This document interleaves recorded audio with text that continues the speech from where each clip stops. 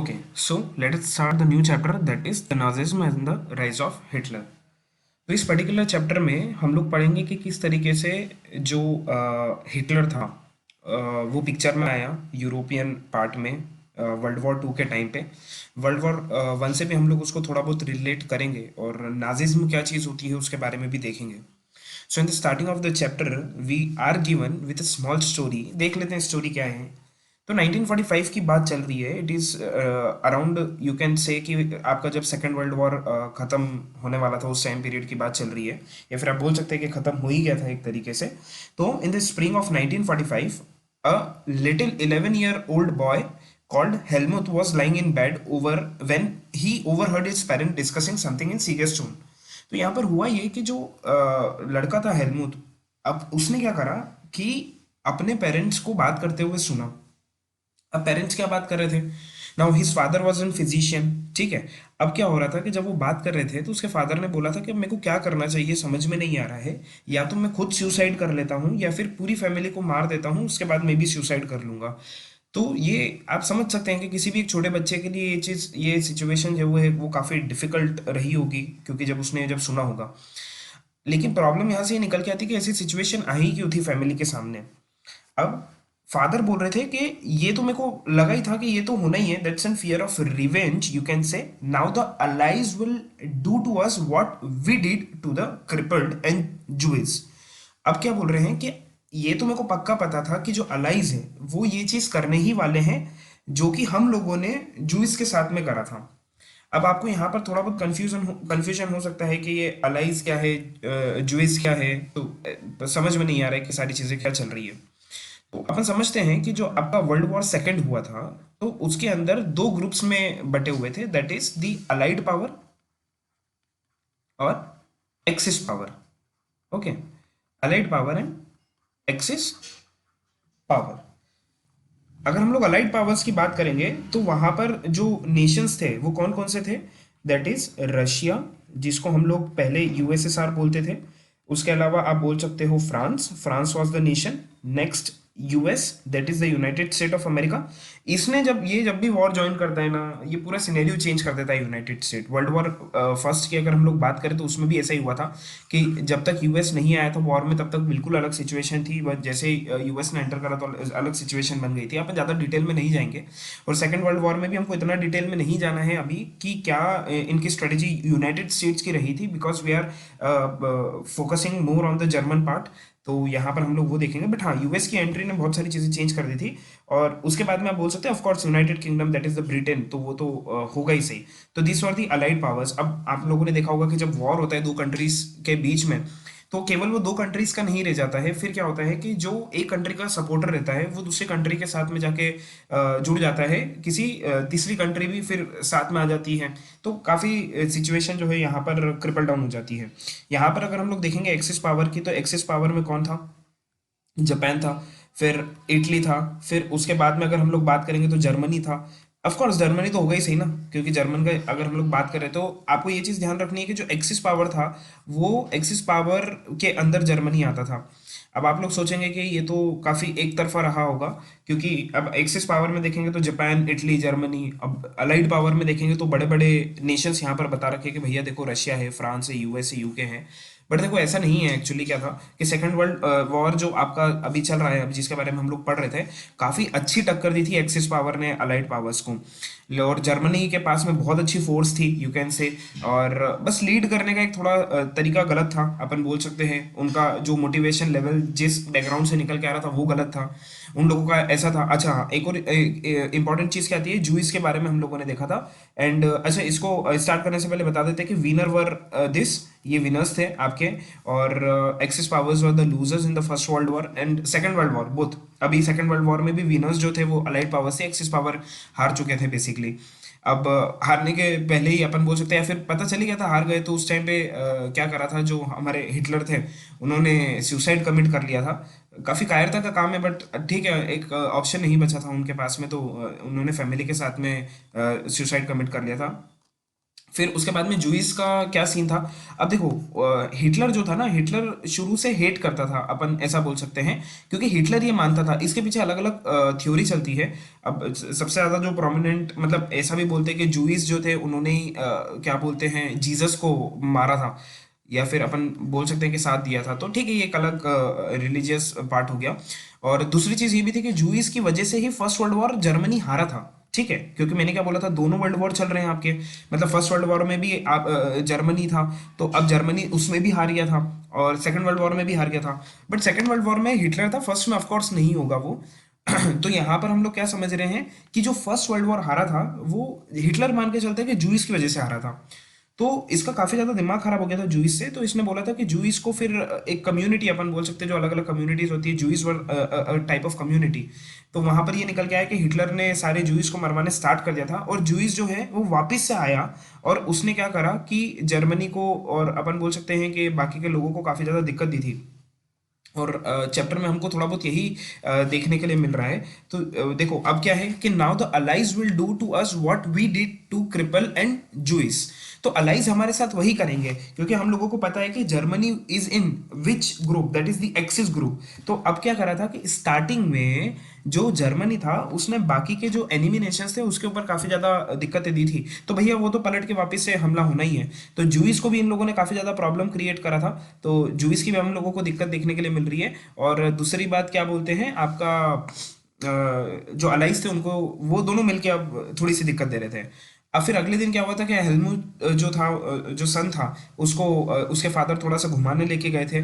और फिर फाइनली हम लोगों ने वहां पर क्या देखा था कि उसके बाद में क्या हुआ था कि बस जो फादर थे उन्होंने अपने आप को मार लिया था, सुसाइड कर लिया था ऑफिस में।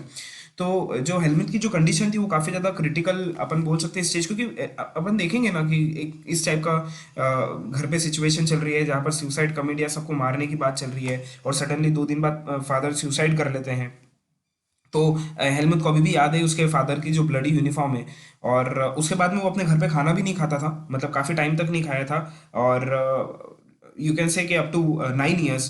अब ऐसा डर उसको लगता था कि हो सकता है कि जो मदर है वो पॉइजन दे दे उसको, क्योंकि उसने वो चीज़ सुन ली थी। तो ये काफ़ी प्रॉब्लम वाली सिचुएशन अपन बोल सकते हैं, मतलब काफ़ी प्रॉब्लम थी इसके अंदर। सो अब ये बोल सकते हैं कि जो क्या बोलते हैं अपने फादर थे, ठीक है, हेलमुथ के, वो he was the supporter of the Nazi and the Adolf Hitler. Adolf Hitler है कौन एक्चुअली समझ में नहीं आ रहा है अभी तक, कि आगे धीरे धीरे हम लोग चैप्टर पढ़ेंगे तो और अच्छे से समझ में आएगा कि हिटलर हिटलर कैसे बना बेसिकली, और इतना हेट क्यों करता था वो दूसरे कम्युनिटीज़ को, और उसकी क्या पॉलिसीज थी जिसकी वजह से इतनी सारी प्रॉब्लम्स क्रिएट हुई है और लोगों को सुसाइड करना पड़ा है। So many of you will know something about the Nazis and the Hitler. अभी आप लोगों ने अपने टीचर्स का नाम हिटलर पे तो रखे ही होंगे आई गेस, तो कि ये हिटलर है वो हिटलर है। तो हिटलर है क्या, मतलब हिटलर जो काफी ज्यादा क्रूर होता है ना, जिसको हिंदी में बोलते हैं, जो मतलब कुछ नहीं देखता है, उसको हर चीज का एक ही सोल्यूशन दिखता है कि इसको मार दो, किसी तरीके से फोर्सफुली किसी चीज को कैप्चर कर लो। That is the work, that was the work of the Hitler. तो इसीलिए लोगों को आज भी क्या है कि अगर हिटलर बोला जाता है तो वही यही समझा जाता है। एग्जैक्टली तो मीन नहीं करते, बट हाँ ठीक है, जो काफी ज्यादा स्ट्रिक्ट होता है या फिर काफी ऐसी चीजें लेके चलता है। Now you probably know of Hitler's determination to make Germany into a mighty power and his ambition of conquering all of the Europe. देखो ambition is good definitely, क्योंकि क्या होता है कि आप अपने देश को बहुत आगे लेके जाना चाहते हो, अच्छी बात है। लेकिन अब उसने क्या सोचा था कि जर्मनी एक माइटी पावर बने, तो दैट्स गुड, अच्छी बात है, बनना भी चाहिए, कोई दिक्कत नहीं है अगर आप उसको ढंग से करेंगे। ठीक है, आप अपने सिटीजन्स को ग्रो करवाएं, कंट्री की जीडीपी बढ़नी चाहिए, ठीक है। आप ऐसा नहीं कर सकते हैं कि आप यूरोप को पूरी तरीके से, उसने क्या बोला है, his ambition of conquering all of the Europe, पूरे यूरोप को जीतना है उसको। You may have heard that he killed Jews, आपने पहले मेरे हिसाब से पढ़ा होगा कि उसने ज्यूस को मार दिया था। जूस आप कुछ भी यहाँ पे कर सकते हैं। तो ज्यूस को काफी सारे ज्यूस को मार दिया था। But Nazism was not one और टू आइसोलेटेड एक्ट्स, मतलब नाजिज्म वहीं खत्म नहीं हो जाता, नाजिज्म इज एन कॉन्सेप्ट, कि ऐसा नहीं है कि एक दो बस एक्ट हुए हैं तो वहां पर हमको समझ में आ गया कि ठीक है भैया। But it was a system, ये पूरा एक सिस्टम था, एक आइडिया का पूरा एक स्ट्रक्चर था, एक पूरी पॉलिटिक्स उसके अंदर थी। अब हम लोग समझेंगे कि ऐसा क्यों हुआ था, ठीक है, थोड़ा सा हम लोग और डिटेल में जाएंगे। अब 1945 की बात करें तो 1945 में Germany surrender to the allies. अभी आप एक बार रिवाइज वापस से करिए, अपने दिमाग में लेके चलिए सिचुएशन के, व्हाट वर द अलाइज। मतलब और अलाइज के ग्रुप में कौन कौन से लोग थे, तो मेरे हिसाब से आपको याद होगा, मैं एक बार और बोल देता हूँ, Russia, France, US and UK. तो ये लोग अलाइज थे। अच्छा, यहाँ पर दे रखा है नीचे, आप देख सकते हैं, the allied powers were initially led by UK and France. तो पहले तो यूके और फ्रांस थे, लेकिन बाद में USSR, that is the Russia और यूएस ने भी ज्वाइन कर लिया, लेट ज्वाइन करा 1941 में। और एक्सिस पावर के लिए भी यहाँ पर दे रखे जर्मनी, इटली एंड जापान। तो यहाँ पर फिर 1945 में जर्मनी ने फाइनली सरेंडर कर दिया था, क्योंकि वो हार चुके थे। और anticipating what was coming, Hitler, his propaganda minister Goebbels and his entire family committed suicide collectively in his Berlin bunker in April. अब आप सोचेंगे कि भैया बंकर बंकर क्या होता है, तो देखो मिलिट्री वगैरह जो होते हैं ना, उनके ग्राउंड के नीचे खुफिया, अपन ऐसे बोलते हैं कि बंकर बने हुए रहते हैं ताकि वो वहां से अटैक कर सके। तो बर्लिन में एक बंकर था इनका, तो वहां पर गए। Berlin was again a place in the Germany. तो वहां पर गए और सुसाइड जो है वो कमिट कर लिया था। साथ में प्रोपेगेंडा मिनिस्टर गुबेल्स भी थे। तो they can ask in one marks के who was the propaganda minister at the time of suicide of क्या बोलते हैं, हिटलर। तो उस टाइम में कौन था, तो that was the Goebbel. Now at the end of the war an international military tribunal, that is INT, at Nuremberg was set up to prosecute Nazi war criminals for crimes against peace, for war crimes and crimes against humanity। मतलब हुआ ये था कि वहां पर जितने भी war crimes करे थे नाजी ने, ठीक है, तो उसको मतलब एक बार प्रोसिक्यूट तो करना पड़ेगा, एक बार चेक करना पड़ेगा, उसके बाद में जिसने गलती करी उसको सजा देनी पड़ेगी। तो इसीलिए इंटरनेशनल मिलिट्री ट्रिब्यूनल, जो आपका ट्राइब्यूनल है या ट्रिब्यूनल जो आप बोलना चाहे बोल सकते हैं, उसका गठन करा गया, बनाया गया। और that is in Nuremberg, that is again a place in Germany. Germany में वो जगह है। अब जितने भी ह्यूमैनिटी के अगेंस्ट में क्राइम करे गए हैं, क्योंकि जब आप जैसे जैसे अपन चैप्टर के डेप्थ में जाएंगे तो आपको पता चलेगा कि किस तरीके से हिटलर जो है वो लोगों को सजा देता था।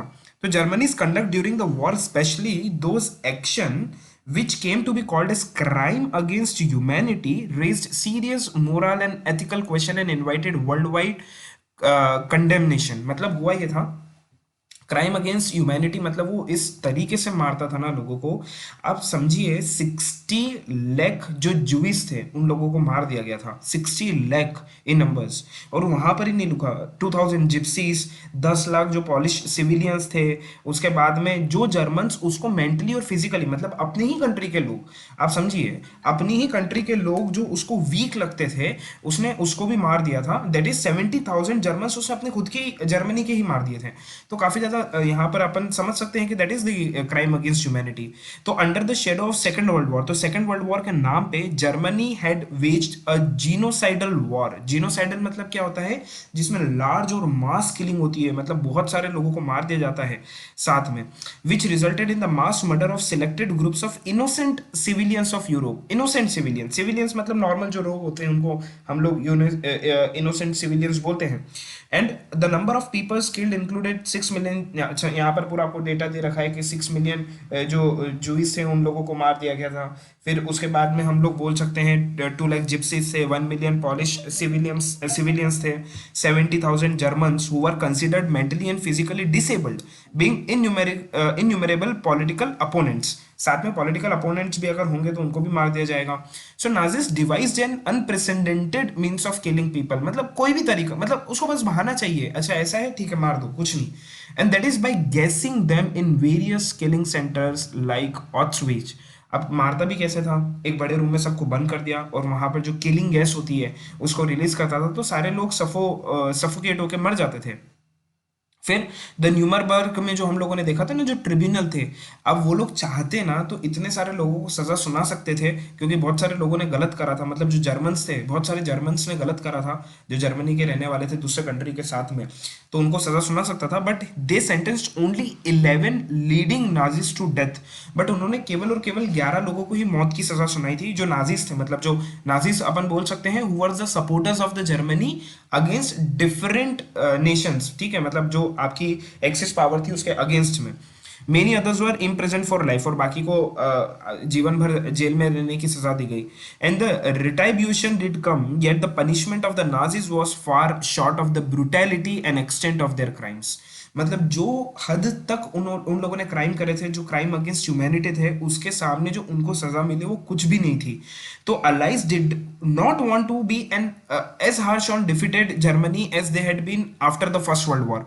तो देखो, सजा तो फर्स्ट वर्ल्ड वॉर के बाद भी जर्मनी को मिली थी, लेकिन पूरा यूरोप, बाकी मतलब जो अलाइज थे, अलाइज नहीं चाहते थे कि इतना हार्श हो जर्मनी पे, तो इसलिए उन लोगों ने नॉर्मल सजा जो होती है स्टैंडर्ड, बस वही दी थी। So everyone came to feel that the rise of the Nazi Germany could be partially traced back to the German experience at the end of the first world war. अब आगे हम लोग देखेंगे कि वीमर रिपब्लिक क्या है और उसका बर्थ कैसे हुआ। Now, Germany, a very powerful empire in the early years of the 20th century, fought the First World War, that is held between 14 and 18, alongside the Austrian Empire and against the allies, that is England, France and Russia. अच्छा, इसके अंदर US भी था लेकिन बाद में join करा था, ये आपको ध्यान रखना है मेरे हिसाब से। हाँ, मतलब यहाँ पर दे रखा है, देखिए आप एंड में दे रखा है यूएस एंट्री इन 1917। मतलब जैसे यूएस की एंट्री हो गई थी, खत्म, बात ही खत्म, वो लोग वॉर जीत गए थे जो अलाइज थे और एक्सिस हार गए थे। मतलब उस टाइम अपन एक्सिस नहीं बोलते थे, एक्सिस जो वर्ड यूज करा जाता था वो वर्ल्ड वॉर टू में करा जाता था। वर्ल्ड वॉर वन में मतलब जर्मनी के साथ में जो थे उनको सेंट्रल पावर्स बोला जाता था। तो फर्स्ट वर्ल्ड वॉर में हम लोग देखेंगे तो उस टाइम भी काफी ज्यादा स्ट्रांग था ये, तो अपन ये बोल सकते हैं कि जर्मनी की टैक्टिक्स वगैरह उतनी सही नहीं निकली जिसकी वजह से वो हार गया, वरना उसके पास सारे जो अपन बोलते हैं ना रिक्वायरमेंट्स होते हैं किसी पर्टिकुलर कंट्री को जीतने के लिए, राज करने के लिए बाकी कंट्रीज को, तो वो सारी चीजें उसके पास में थी। So all join the war enthusiastically hoping to gain from a quick victory, little did they realize that the war would stretch on, eventually draining Europe all of its resources. तो देखिए, वॉर से किसी का फायदा तो होता नहीं है, ये बात तो हम लोगों ने हिस्ट्री में कितनी बार पढ़ ली है। और यूरोप में भी हमको यही देखने के लिए मिला है कि प्रॉब्लम कहाँ से निकल के आ रही थी, प्रॉब्लम यही हो रही थी भैया कि वो लोग लड़ते जा रहे थे और वॉर ऐसा समझ में आ रहा था कि बहुत जल्दी खत्म हो जाएगा, लेकिन ऐसा हुआ नहीं, वॉर स्ट्रेच होते गया काफी, और जितना भी रिसोर्सेस था यूरोप का वो खत्म होते जा रहा था। अब Germany made initial gains by occupying France and Belgium. अब आप समझिए कि जर्मनी ने क्या करा कि फ्रांस और बेल्जियम को हरा के वो अपने पास में उसने रख लिया था। लेकिन अलाइज जैसी, अब ये हार रहे थे, लेकिन यूएस की जैसी एंट्री हुई 1917 में, they won defeating Germany and the central powers in November 1918। तो जर्मनी और सेंट्रल पावर्स को 1918 में फिर फाइनली हरा दिया गया था। And the defeat of the imperial Germany and the abdication of the emperor give an opportunity to the parliamentary parties to recast German polity. अब हुआ ये कि जो पहले वहां पर एम्परर जो सिस्टम चलता था वर्ल्ड वॉर वन के पहले, तो क्योंकि जर्मनी अब हार चुका था, इंपीरियल जर्मनी जो वर्ड हम लोग यूज करते थे पहले, वो हार चुका था। तो हुआ ये था कि वहां पर जो डिफरेंट पॉलिटिकल पार्टीज थी, उन्होंने जर्मन पॉलिटिक्स को रीडिफाइन करने की बात रखी। फिर एक जो नेशनल असेंबली होती है जो पूरे देश को रिप्रेजेंट कर रही थी, वो वीमर एक जगह का नाम है, वहां पर मिले and establish a democratic constitution with a federal structure. मतलब फेडरल स्ट्रक्चर मतलब कोई एक सेंट्रल पावर होनी चाहिए कंट्री के अंदर, जैसे कि इंडिया में सेंट्रल गवर्नमेंट है वैसा। Now, deputies were now elected to the German parliament or Reichstag on the basis of equal and universal vote cast by all adults including women। ये तो बहुत अच्छी बात है, मतलब अपन यूनिवर्सल एडल्ट सफरेज की यहाँ पर बात कर सकते हैं कि यहाँ पर आप ऐसा बोलेंगे कि क्या बोलते हैं, वोटिंग वगैरह स्टार्ट हो गई थी और वोटिंग वगैरह में विमेंस वगैरह को इंक्लूड करा जाता था। This republic, however, were not received well by its own people, largely because of its terms it was forced to accept after Germany's defeat at the end of the First World War। अब हुआ ये था कि ये जो imperial Germany हारी थी, मतलब अपन बोल सकते हैं फर्स्ट वर्ल्ड वॉर में, तो अब मतलब सारे लोग इतना ह्यूमिलेट करा जा रहा था जर्मनी को, और मतलब जो बाकी जो जीती थी, मतलब अपन बोल सकते हैं जो अलाइड पावर्स थी, अलाइड पावर्स जो जीती थी, वो ऐसी टर्म्स और कंडीशंस रख रही थी जर्मनी के सामने कि आपको ये सब एक्सेप्ट करना पड़ेगा। तो ये जो जर्मन पार्लियामेंट नहीं बन रही थी ना, तो उस केस में क्या हुआ था कि जर्मन पार्लियामेंट जब बन रही थी तो उन्होंने बोला कि यार ये तो काफी ज्यादा हार्श हो रहा है हम लोगों के लिए, जो कंडीशंस वो लोग दे रहे हैं। अब वो कंडीशंस क्या है उसके बारे में अब हम लोग बात करेंगे। तो कंडीशंस काफी ज्यादा डिफिकल्ट थी एक्सेप्ट करने के लिए, काफी ह्यूमिलेटिंग थी। मतलब आप ये एक बात समझिए कि आपको अगर मान लो कि कोई वॉर हरा देता है और साथ में क्या करता है कि आपको वॉर हरा दिया, और वॉर हराने के बाद में कोई काफी ज्यादा ह्यूमिलेटिंग ट्रीटी, जिसे आपका अपन बोलते हैं ना कि जो नहीं होना चाहिए टेक्निकली, वो आपके साथ में करा जा रहा है। अब डेफिनेटली आप हार चुके तो आप कुछ कर तो सकते नहीं है, बट फिर भी एक मतलब ह्यूमिलेटिंग ट्रीटी नहीं होनी चाहिए, एक इक्वल अपन पीस ट्रीटी वहां पर बना सकते थे।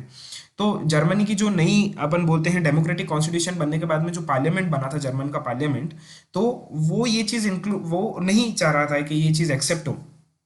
सो the peace treaty at Versailles with the allies was a harsh and humiliating peace. Germany lost, अब आप देखिए एग्जाम में पूछा जा सकता है क्वेश्चन के ट्रीटी में क्या था, तो देखो यहां से लिखना, Germany lost its overseas colonies a tenth of its population. मतलब अगर आप ओवरसीज कॉलोनी मतलब देखो जर्मन वाला जो पार्ट था, अब जैसे कि यहाँ पर अगर हम लोग देखेंगे, आप यहाँ पर देखो ये जर्मनी है पूरा। अब जर्मनी का ये वाला जो है वेस्ट प्रूशिया हो गया, पोसेन हो गया, ये वाला एरिया लॉरेन हो गया, उसके बाद में यहाँ पर नीचे भी कोई दे रखा है अलासेस जो हो गया, ये जो जगह है ये सारी जर्मनी से ले ली गई थी, ठीक है। मतलब 1/10 अपन बोल सकते हैं कि 1/10 पॉपुलेशन जो है वो इसकी खत्म हो गई थी।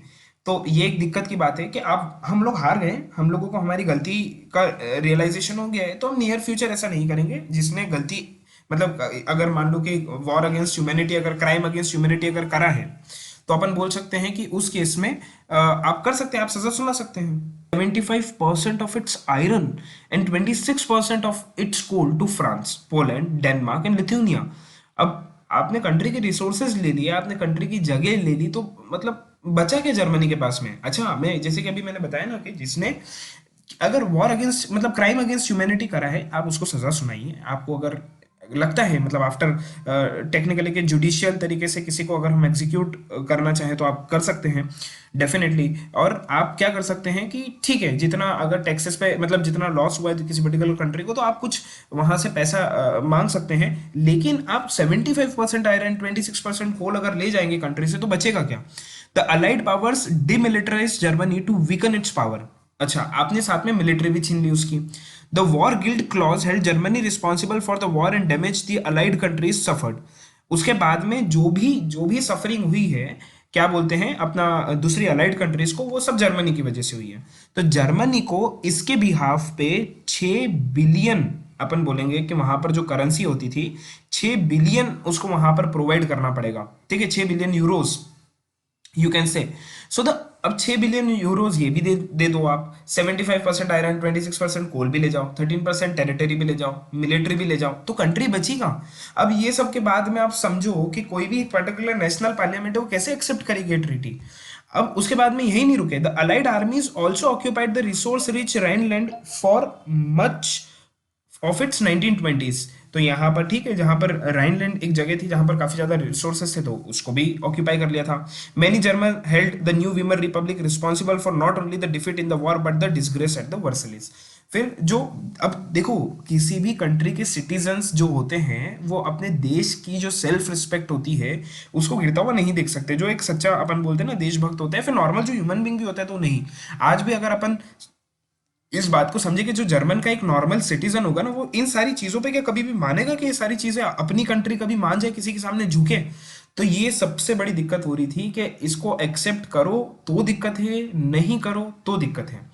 चलिए और डिटेल में जाते हैं। अब वॉर का इफेक्ट क्या हुआ था, ये एक अगला क्वेश्चन बन सकता है after the first world war. So, the war had a devastating impact on the entire continent, both physiologically and financially, psychologically and financially। मतलब डिवास्टेटिंग इम्पैक्ट, क्योंकि वॉर काफी टाइम तक 4-5 साल तक खींचा गया था, तो दोनों कॉन्टिनेंट हो गया, भले एशिया हो यूरोप हो कोई फर्क नहीं पड़ता है। उसके बाद में नॉर्थ अमेरिका, प्रॉब्लम सबको हुई थी, ठीक है। From a continent of creditors Europe turn into one of the debtor. Unfortunately, the infant Weimar Republic was being made to pay for the sins of the old empire। मतलब अब सारा के सारा जो ठीकरा था ना, अपन बोल सकते हैं, वो फोड़ दिया गया था किसके ऊपर, जर्मनी के ऊपर फोड़ दिया गया था, सबकी गलतियों का, कि भैया तूने ही सारी गलती करी, तू ही सबको पैसे प्रोवाइड करेगा, भले गलती उसमें किसी की भी हो। The Republic carried the burden of the war guilt and national humiliation and was financially crippled by being forced to pay compensation। अब अपन ने ये चीज ऊपर ही पढ़ ली थी कि भैया सारा वॉर गिल्ट किसके ऊपर पड़ा। वॉर गिल्ट हम लोगों ने अभी ऊपर पढ़ा था ना कि भैया सारी गलती, लड़ाई झगड़े सब तेरी वजह से हुए हैं, तू नहीं कराए, तेरे को ही सारा पैसा देना है, तो ये सब हो रहा था। Those who supported the Weimar Republic, many socialists, Catholics and Democrats became easy target of attack in the conservative nationalist circle। तो मतलब जो वीमर रिपब्लिक को काफी ज्यादा सपोर्ट करते थे, जैसे कि सोशलिस्ट हो गए, कैथोलिक्स हो गए, डिफरेंट ग्रुप्स थे, तो वो इजी टारगेट हो गए थे। They were mockingly called the November criminals, तो उनको नवंबर क्रिमिनल्स भी बोला जाता था।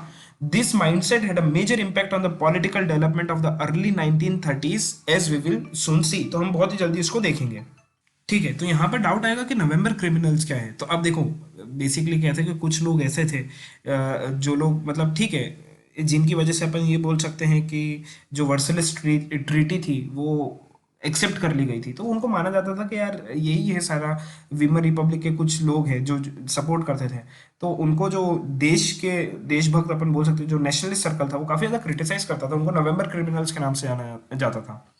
So the First World War left a deep imprint on the European society and polity, and soldiers came to be placed above civilians. Politicians and publicists laid great stress on the need for the men to be aggressive, strong, and masculine. अब यहाँ से थोड़ी सी अपन बात समझेंगे कि Hitler का concept धीरे धीरे आना स्टार्ट होगा। हुआ ये था, वो चाहता था कि जो देश है वो क्या हो, वो थोड़ा सा जो जो मेन जो है वो एग्रेसिव उनका होना काफी ज्यादा जरूरी है। वरना अगर आप पैसिव मोड में चले गए तो उस केस में क्या होता है कि सामने वाला आपको दबाने की कोशिश करता है, एक बार आप दब जाते हो ना तो सामने वाला और ज्यादा आपको सप्रेस करने की कोशिश करता है। तो you have to be aggressive in nature, you have to be strong, you have to be masculine, मतलब मसल्स वगैरह होनी चाहिए। अगर फाइट राइट आप करो तो ठीक है, आप दूसरे कंट्री को हरा सकते हो। So this type of thinking was going on in Germany. अब फिर उसके बाद में देखेंगे, the truth however was that the soldier lived miserable lives in this trenches trapped with rats feeding on corpses. They faced poisonous gas and enemy shelling and witnessed their ranks reduce rapidly. Aggressive war propaganda and national honor occupied center stage in the public sphere, while popular support grew for the conservative dictatorship and had recently come into being. And democracy was indeed a young and fragile idea which could not survive the instabilities of the interwar Europe. अब हुआ ये था, यहाँ पर अपन ये बोल सकते हैं कि ठीक है माना, अब देखो अब क्या है कि पॉलिटिकल प्रेशर कंट्री पे बहुत ज्यादा था, तो ये बोला जा रहा था ठीक है आप आगे जाके लड़ो, सोल्जर्स को बोला था कि you have to win the war in any situations, ये हम नहीं होने दे सकते हैं देश के साथ में। बट ठीक है आपने ये सब लोकल लेवल पे करा, बट जो रियल लेवल पे जब सोल्जर्स लड़ रहे थे ना, उनकी लाइफ इतनी मिजरेबल थी ना, मतलब आप समझिए कि छोटे छोटे ट्रेंचेस में रहते थे वो लोग, छोटी छोटी सी गलियां एकदम बहुत छोटी सी, मतलब जो अंडरग्राउंड होती है वहां पर बोल सकते हैं, वहां पर रहते थे। पॉइजनस गैस जो एनिमी छोड़ते थे वो फेस करना पड़ता था, गोलीबारी तो डेफिनेटली वॉर है तो ये सारी चीजें होगी सही। और इन सब दिक्कतों की वजह से अब गलती मेनली सोल्जर्स की नहीं थी, उनके पास में इक्विपमेंट्स और स्ट्रक्चर्स ऐसे नहीं थे, बट इसकी वजह से उनका डिमोशंस वगैरह होना ये थोड़ी सी दिक्कत है उसके बाद में। लेकिन लोगों को क्या है कि बताने के लिए, नेशनल ऑनर की बात करने के लिए, okay our soldiers are fighting for this and for that, and उसी टाइम पे डेमोक्रेसी का कॉन्सेप्ट आना के कंट्री के अंदर, क्योंकि जर्मनी हार चुका है फर्स्ट वर्ल्ड, तो डेमोक्रेसी लेके आ जाओ, तो that was a very fragile idea. मतलब जो बहुत ही जल्दी टूट जाए ना वो फ्रेजाइल होता है, तो मतलब ना के बराबर है ना डेमोक्रेसी। उस टाइम पे लोग एक्सेप्ट नहीं कर पा रहे थे, क्यों? क्योंकि डेमोक्रेटिक कंट्री आ जाएगी तो उस केस में क्या होगा, they are going to accept all of the conditions which are written in the Versailles treaty, तो लोग नहीं चाह रहे थे कि ऐसा हो। अब आगे अगर हम लोग देखेंगे कि पॉलिटिकल रेडिकलिज्म और इकोनॉमिक क्राइसिस किस तरीके से एंटर हुए जर्मनी के, उसके पहले यहां तक क्लियर होना चाहिए कि जो वीमर रिपब्लिक थी वो उसने एट द एंड एक्सेप्ट कर लिया था जो वर्साइल्स ट्रीटी थी। और प्रॉब्लम यही निकल के आ रही थी कि लोग नहीं चाहते थे भैया किसी भी तरीके से कि वर्साइल्स ट्रीटी जो इतनी ह्यूमिलेटिंग है ना, मतलब वो एक्सेप्ट नहीं कर पा रहे थे, बोले कि क्या कर रहे हैं यार, मतलब अपनी कंट्री इतनी भी वीक नहीं है जितना तुम लोग समझ रहे हो, ऐसा वैसा। तो एक्सेप्ट कर लिया था। अब एक्सेप्ट करने के बाद में काफी ज्यादा क्रिटिसिज्म झेलना पड़ा था, क्रिटिसिज्म झेला उन लोगों ने। अब लोग नहीं चाहते थे, वीमर रिपब्लिक पे इतना भरोसा नहीं रहा, तो उन लोगों ने वीमर रिपब्लिक को कैंसिल आउट करके भरोसा जताया थोड़ा सा स्पार्सिस्ट लीग पे, जो कि बॉल्शेविक रिवॉल्यूशन रशिया के अंदर हुआ था, जो कि रशियन रिवॉल्यूशन में हम लोगों ने देखा था, उसके ही एक अपन बोल सकते हैं कि पैटर्न पे एक स्पार्सिस्ट लीग बनाई थी, एक अलग से ग्रुप बनाया था। तो Soviet of workers and sellers were established in many cities. The political atmosphere in Berlin was changed with the demands for the Soviet style governance. अब political atmosphere जो बर्लिन का है, मतलब अब जो वापिस से बर्लिन आपको पता ही है ना, a city in Germany, तो उसका पूरी तरीके से पॉलिटिकल एटमॉस्फेयर चेंज होते जा रहा था। जो रशिया का, जिसको हम लोग सोवियत बोलते थे पहले, तो उसके हिसाब से सारी चीजें हो रही थी, मतलब गवर्नेंस उसके हिसाब से डिमांड करी जा रही थी। Those oppose to this such as the socialist, democrat, Catholics met in Weimar to give shape to the democratic Republic.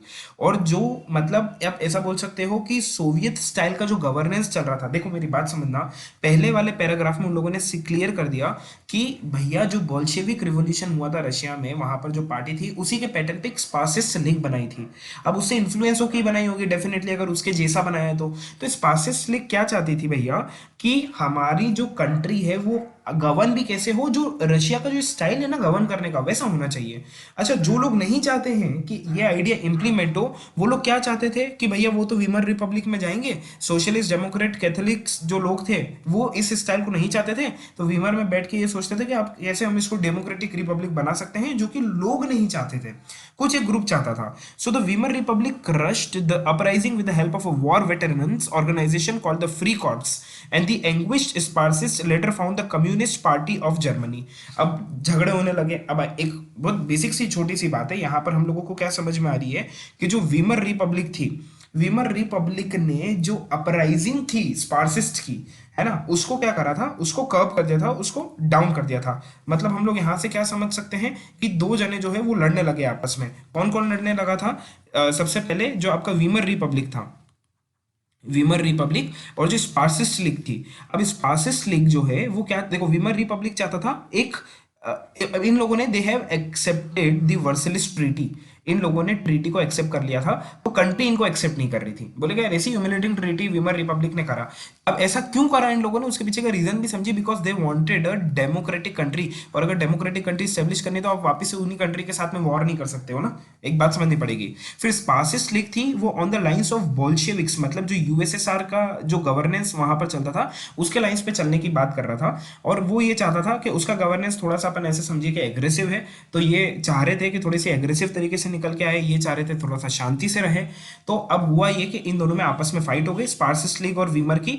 अब जैसे इन लोगों की फाइट हुई तो प्रॉब्लम ये हुआ कि इनको कर्व कर दिया गया, मतलब जो स्पार्सिस्ट लीग थी इनको, मतलब ऐसा था कि अब इनके पास में क्योंकि वीमर रिपब्लिक है, अब पार्लियामेंट्री है, उसके बाद में सारी अपन बोल सकते हैं कि जो स्ट्रेंथ थी वो थोड़ी सी वीमर रिपब्लिक के पास में ज़्यादा थी, तो उसकी वजह से स्पार्सिस्ट लीग को हराने में इनको ज़्यादा टाइम नहीं लगा। और इसीलिए फिर बाद में क्या हुआ कि इन लोगों ने एक कम्युनिस्ट पार्टी बना ली, है ना, सॉरी कंजर्वेटिव पार्टी बना ली, बाद में एक कंजर्वेटिव पार्टी का गठन कर लिया वहां पर। और फिर अब आगे समझते हैं कि क्या हुआ था, सॉरी कंजर्वेटिव नहीं, कम्युनिस्ट ही थी, थोड़ा सा कंफ्यूजन हो गया था वहां पे। तो कम्युनिस्ट पार्टी का वहां पर इन लोगों ने बना ली थी, and the communist and the socialist henceforth became irreconcilable enemies and could not make common cause against Hitler. अब यहाँ पर युवा ये कि कम्युनिस्ट और सोशलिस्ट बुरी तरीके से लड़ बैठे थे, दोनों एक ही कंट्री के दो ग्रुप्स थे। कम्युनिस्ट चाहते थे कि भैया सोवियत स्टाइल का गवर्नेंस हो, सोशलिस्ट चाहते थे कि नहीं भैया वीमर रिपब्लिक ही है। अब हुआ ये कि इन दोनों की लड़ाई में, कम्युनिस्ट और सोशलिस्ट की लड़ाई में हम लोगों को क्या देखने के लिए मिला कि भैया बीच में हिटलर आ गया। अब हिटलर को एडवांटेज मिल गया कि दो जने आपस में लड़ रहे हैं ना, तो सारी चीजें जो है वो मैं कर लूँ, और ये इस पर्टिकुलर सिचुएशन का हिटलर ने फायदा उठाया, और आगे हम लोगों को पता चलेगा कि यहाँ से धीरे धीरे हिटलर जो है वो ग्रो होने लगा। चलिए तो आगे देखेंगे कि पॉलिटिकल रेडिकलाइजेशन तो चल ही रहा था कंट्री में, अब इसको और हाइट कैसे मिली, इकोनॉमिक क्राइसिस आ गए कंट्री में, पैसे को लेके काफी ज्यादा खींचमतानी चल रही थी। 1923 की बात चल रही है, फर्स्ट वर्ल्ड वॉर आपका खत्म हो चुका है। जर्मनी जो है वो वॉर लड़ा था लोन पे, उसने दूसरे कंट्री से लोन लिया था और फिर उन पैसों से वो लड़ा था। अब भैया वॉर हार गया था, तो अब जीते या हारे देखो लोन तो रीपे करना ही था। अब जो भी पैसा था उसको गोल्ड में रीपे करना पड़ा था। अब उसकी वजह से जो गोल्ड रिजर्व था कंट्री का वो कम हो गया। At a time resources were scarce. In 1923 Germany refuse to pay and the French occupied its leading industrial area that is the Ruhr to claim their coal. अब हुआ ये कि जर्मनी के पास में पैसा नहीं था, थोड़ा बहुत पॉलिटिकल रेडिकलाइजेशन भी चल रहा था कंट्री के अंदर, तो इन सब चीजों के चलते हुए मना कर दिया कि भैया, जर्मनी ने मना कर दिया, बोले मैं तो नहीं दे रहा, अब देखो क्या करना है। अब जर्मनी ने क्या करा कि अब जर्मनी का दिमाग खराब हो गया, क्योंकि हुआ ये कि फ्रेंच जो है उसने क्या करा कि अब उसका जो कोल वाला एरिया था उसको क्लेम कर लिया, जो रूर जो जगह थी, और बोला कि ठीक है अब ये हम हमारे पास में रखेंगे। तो they retaliated with passive resistance and printed paper currency recklessly. ये गलती कर बैठे वो। हुआ ये कि उन्होंने बहुत तेजी से जर्मनी के अंदर नोट छापना चालू कर दिए जर्मनी ने। ठीक है, बोले कि ठीक है तुम लोगों को कोल वाली जगह लेनी है ले लो, कोई दिक्कत नहीं, हम बहुत सारा कंट्री में पैसा छाप लेते हैं। अब जो इतना सारा प्रिंटेड मनी हो गया था सर्कुलेशन में, the value of the German mark fail.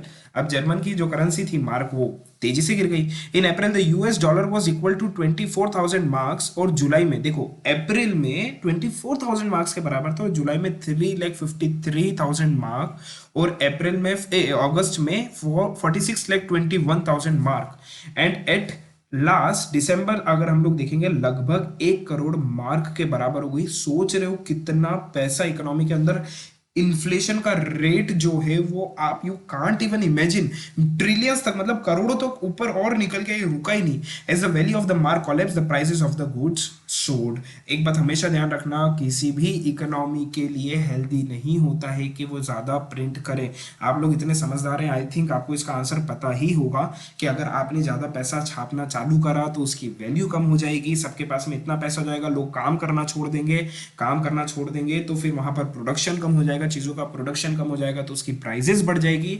और आपके पास में कितना भी पैसा क्यों ना हो, घर में अगर में करोड़ों रुपए अरबों रुपए भी अगर आपके उसमें रखे हुए हैं, ऐसी सिचुएशन आ जाएगी जैसे कि आपने देखा होगा ना अभी थोड़े टाइम पहले कुछ कंट्रीज में इन्फ्लेशन का रेट बहुत हाई हो गया था एक्सेसिव करेंसी प्रिंटिंग की वजह से। तो वहां पर एक ब्रेड का पैकेट भी चाहिए तो यू हैव टू पे अराउंड, अगर इंडियन करेंसी की बात करें तो 10-10 12-12 लाख रुपए आपको एक पैकेट के देने पड़ते थे। तो ऐसी सिचुएशन अगर आ जाएगी तो फिर क्या ही मतलब इतना सारा पैसा होने का। The image of German carrying cart loads of currency notes to buy a loaf of, अब देखो यहां पर ही एग्जांपल दे रखा है, मतलब आप समझिए एक ठेला तो छोड़ो, आपको एक पूरी गाड़ी करके जानी पड़ती थी नोट्स भर के, तभी आपको क्या मिलेगा, एक लोफ मिलेगा ब्रेड का बस। अब this crisis came to be known as hyper inflation. तो ये इन्फ्लेशन तो हुआ ही नहीं भैया, ये इन्फ्लेशन के भी बहुत ऊपर निकल गया था, हाइपर इन्फ्लेशन हो गया था। अब जहां पर एकदम तेजी से क्या हो जाती है कि चीजों की प्राइस बढ़ जाती है। अब देखो कंट्री में दो प्रॉब्लम चल रही है, यहाँ से तो हम लोग बाहर ही नहीं निकले हैं। अभी वो जो क्या बोलते हैं अपना उन लोगों ने हमारे ऊपर जो बैन लगाए थे इतनी सारी चीजों का, वो तो है ही सही, इतना सारा जो पैसा अलग से वॉर सिचुएशन का था वो तो देना ही था, उसके बाद में इसको लोन के पैसे जो चुकाने थे वो भी करने थे, और ऊपर से ये दूसरी कंडीशन हम लोगों को देखने के लिए मिल गई। तो American intervened and bailed Germany out of the crisis by introducing the DWAS plan, which revoked the terms of reparation to ease the financial burdens on the German। अब इतनी सारी जर्मनी की दिक्कत देते हुए क्या बोलते हैं यूएस ने थोड़ा सा यहाँ पर इंटरवीन करा, इंटरवीन करा मतलब बीच में आया और उसने बोला कि ठीक है भैया थोड़ी सी हेल्प कर देते, और फाइनेंशियल तरीके से उसने जितने अपन बोलते हैं कि रेपरकेशंस लगा रखे थे उसको थोड़ा सा लिफ्ट अप करना वहां पर स्टार्ट कर दिया। नेक्स्ट टॉपिक आता है दैट इज ग्रेट, अपन बोल सकते हैं द ग्रेट डिप्रेशन का यूज करा है, या फिर ईयर ऑफ डिप्रेशन। डिप्रेशन मतलब क्या होता है, ये आपका वो वाला डिप्रेशन नहीं है, ठीक है, ये अपना डिप्रेशन मतलब वो वाला है जिसमें आपका इकोनॉमी जो है वो एक पूरी तरीके से कोलैप्स कर जाती है। तो देखो हुआ ये था 24-28 के बीच में हम लोगों को थोड़ी बहुत स्टेबिलिटी देखने के लिए मिली, लेकिन ये जो स्टेबिलिटी थी ना, यहाँ पे दे रखा है ना बिल्ट ऑन सैंड, मतलब पक्का नहीं था, वो कच्चा था। जो स्टेबिलिटी थी वो ढह गई वापस से। कैसे समझते हैं, German investment and industrial recovery were totally dependent on the short term loans largely from the USA. हुआ ये था कि जर्मनी, देखो अभी अपन ने ऊपर क्या देखा था कि यूएसए ने थोड़ी सी हेल्प करी थी जर्मनी की कि यार ये बहुत ही ज्यादा कंडीशन खराब हो रही है तो थोड़ी सी हेल्प कर देते हैं अपन उसकी। अब वो पूरा क्या था यूएसए के उस पे था, लेकिन हुआ ये कि this support was withdrawn when the Wall Street exchange crashed in 1929। अब वॉल स्ट्रीट एक्सचेंज क्या होता है, देखो वॉल स्ट्रीट एक्सचेंज के बारे में अगर आपको समझना है तो अपन थोड़ा सा समझेंगे इसको कैसे, शेयर मार्केट से। अभी आप लोगों ने सबको कंसेप्ट तो पता ही होगा कि शेयर मार्केट, जो शेयर मार्केट है उसका कॉन्सेप्ट क्या होता है, अलग अलग जो कंपनीज होते हैं उसके शेयर्स होते हैं, लोग खरीदते हैं बेचते हैं, और कंट्री की इकोनॉमी जो है वो वहां से पर्टिकुलर चीज से डिटरमाइन होती है कि ठीक है भैया कि कैसे है क्या है। अब हुआ ये था कंट्री के अंदर कि अमेरिका का, ठीक है, अमेरिकन अपन जो अमेरिका में था वॉल स्ट्रीट एक्सचेंज। अब हुआ ये था, अब मेरे हिसाब से अगर आप लोगों ने इंडियन वेब सीरीज वगैरह देखी होगी तो यहाँ का भी आप लोगों को पता होगा, दलाल स्ट्रीट बोला जाता है, ठीक है, दलाल स्ट्रीट एक्सचेंज। तो अलग अलग कंट्री का अलग अलग रहता है। अब वॉल स्ट्रीट जो है वो अमेरिका का था और दलाल स्ट्रीट इंडिया का था, तो इंडिया से तो अभी ठीक है, तो कॉमन नॉलेज के लिए आपको मैंने बता दिया। अब अमेरिका में हुआ ये था कि लोगों में पैनिक आया किसी तरीके से, और वहां पर वॉल स्ट्रीट एक्सचेंज जो है वो कॉलेप्स कर गया। कॉलेप्स करना मतलब क्या होता है कि वैल्यू ऑफ शेयर्स कॉलेप्स्ड, जो शेयर्स की प्राइस थी ना वो पूरी पूरी तरीके से डाउन चली गई। अब होता ये है कि मान लीजिए एक एग्जांपल मैं आपको देता हूँ कि कोई भी एक कंपनी, जैसे इंडियन कंपनी है, इंडियन कंपनी आप कोई भी एग्जांपल ले सकते हो। फॉर एग्जांपल रिलायंस की अगर मैं बात कर लेता हूँ तो रिलायंस का जो शेयर है it is valued at around 2400 रुपी पर शेयर। अगर आपको इसके 10 शेयर खरीदने तो आपको 24,000 देने पड़ेंगे। अब मान लीजिए कि एट अ प्रिवेलिंग प्राइस हुआ ये कि आपने 24,000 रुपीज़ के 10 शेयर्स मार्केट में परचेज कर लिए, आपको लग रहा है कि ठीक है Reliance is a very good company, it is going to grow in near future. तो 2400 से जब 3000 का हो जाएगा इन नियर फ्यूचर, तो 10 शेयर के हिसाब से आपको 3000 रुपए वापस से मिल जाएंगे, और आपने सॉरी 30,000 आपको वापस से मिल जाएंगे, और आपने लगाए थे 24,000, मतलब 6000 का आपको प्रॉफिट हो जाएगा, ये सोच के आपने लगाया। लेकिन हुआ ये कि क्रैश कर गया मार्केट किसी अपन बोल सकते कंडीशन की वजह से।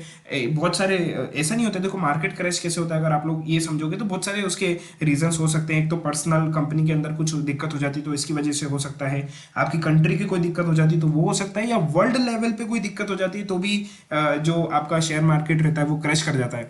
अब हुआ ये कि जो 2400 का था ना, वो मान लो कि 24 रुपए पे आ गया, है ना। अब इससे क्या होता है कि जो शेयर 2400 का था वो 240 का हो गया, और 10 रुपए के हिसाब से कितने रुपए बचे आपके भैया, 240 रुपीज।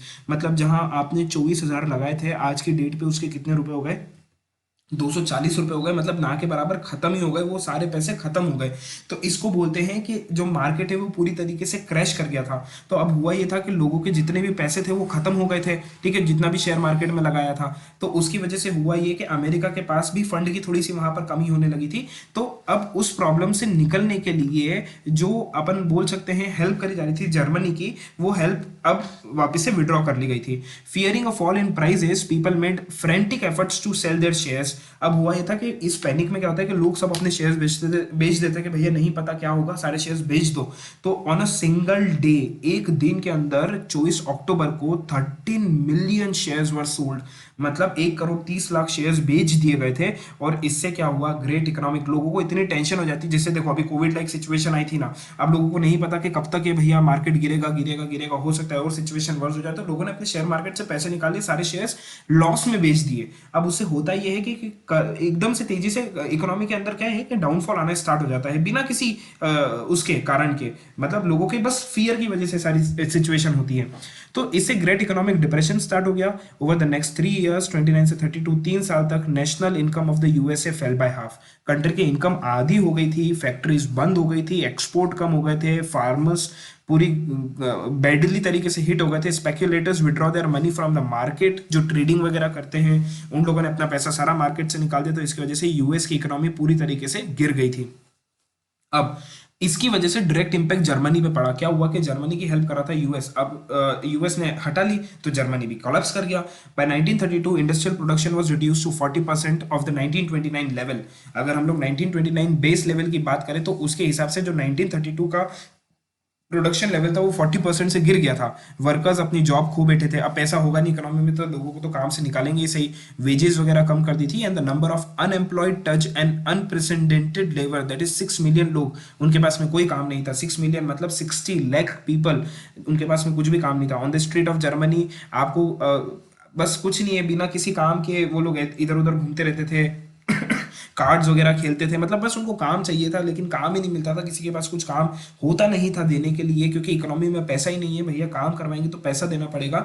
और इसकी वजह से अपन बोल सकते हैं कि क्राइम भी थोड़ा इंक्रीज हो गया था, क्योंकि अब खाने के लिए अगर पैसे नहीं होंगे तो लोग क्राइम के उस पर चले जाते हैं।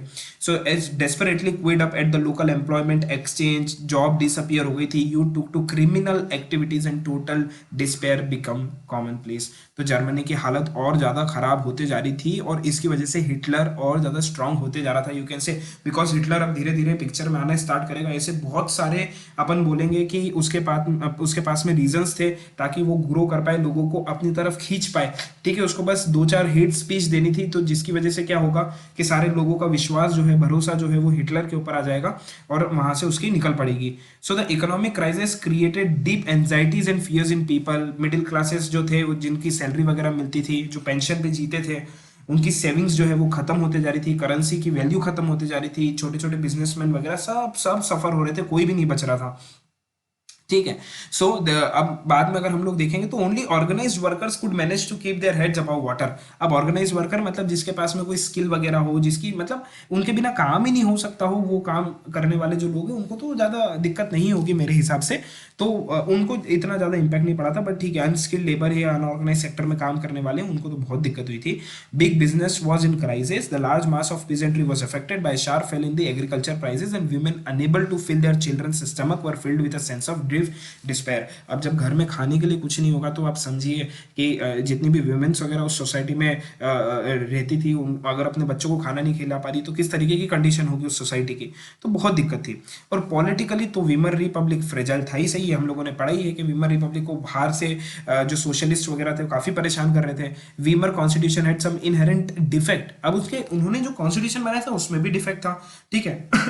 उस डिफेक्ट की वजह से क्या हुआ कि वहां पर वो वल्नरेबल हो गया डिक्टेटरशिप के। वहां से डिक्टेटरशिप मतलब कोई एक ऐसा आदमी निकल के आ सकता है जो पूरी कंट्री को अपने कंट्रोल में कर लेगा और उसमें कोई भी पार्लियामेंट्री फॉर्म ऑफ गवर्नमेंट नहीं होगी। So one was proportional representation, this made achieving a majority by one party a near impossible task leading to a rule by a coalition. दूसरा डिफेक्ट हम लोग देखेंगे वाज द आर्टिकल 48, ये आपको याद रखना पड़ेगा। अब आर्टिकल 48 ऑफ दैट, ठीक है, इंडियन कॉन्स्टिट्यूशन मत लिख देना, article 48 of the Indian constitution, वो पूरी तरीके से अलग है, वो directive principle of state policy में चले जाता है। ये वाला जो आर्टिकल 48 है यहाँ पर आर्टिकल 48 जर्मनी का है और वो क्या बोल रहा है कि प्रेसिडेंट के पास पावर है कि वो इमरजेंसी लगा सकता है, लोगों के सारे राइट्स ले जाएंगे इमरजेंसी में, and the rule is by decree, मतलब जो बोला जाएगा वो प्रेसिडेंट कर सकता है, मतलब प्रेसिडेंट अपनी इच्छा से सारी चीजें वहां पर करेगा। Within its short life, the Weimar Republic saw 20 different cabinets lasting on an average 239 days and a liberal use of Article 48। तो बार बार आर्टिकल 48 को यूज करा जा रहा था, ठीक है, जहां पर कुछ भी होता जा रहा था आर्टिकल 48 लगा देते, जितने भी लोकल मिनिस्टर्स वगैरह थे सबकी पावर चली जाती थी और फिर फाइनली सारी पावर जो है वो प्रेसिडेंट के पास में आ जाती थी। तो काफी दिक्कत देखने के लिए मिल रहा था। फिर भी जो है क्राइसिस को मैनेज नहीं करा पा रहा थे इससे। So people lost confidence in the democratic parliamentary system which seem to offer no solution. अब ये सारी हरकत करने की वजह से मतलब हो ये रहा था कि लोगों को भरोसा ही नहीं हो रहा था, क्योंकि after all we need the result. आप कुछ भी करो, we don't care, we need the result.